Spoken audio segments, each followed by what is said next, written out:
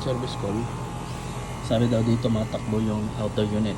Now, upon checking, ganito kasi yan eh. Kahit meron akong 24 volts sa common and yellow, given yellow for the contactor to magkaroon ng power.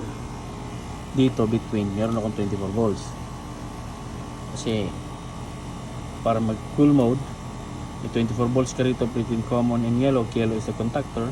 Kahit meron ako, hindi siya nag-engage.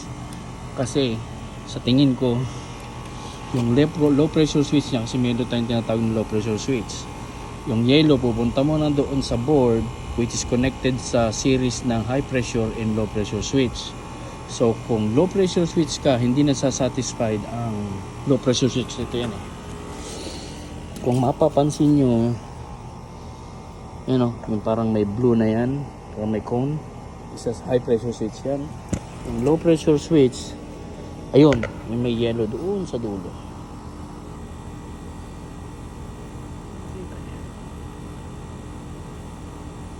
Yun ang low pressure switch, which is yellow. So bago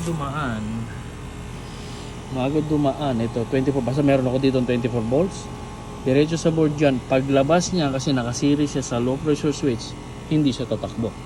So tingnan natin kung tama, confirm ba yung ating doubt.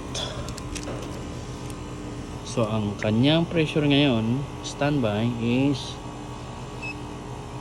wala pa yan. So tanggalin ko muna. So 0-0 tayo. Tingnan natin kung meron tayong karga.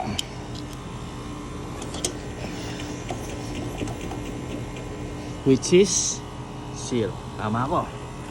So wala siyang karga. Dapat ay standby niyan at least para mag-engage yan. At least meron sa 150 PSI.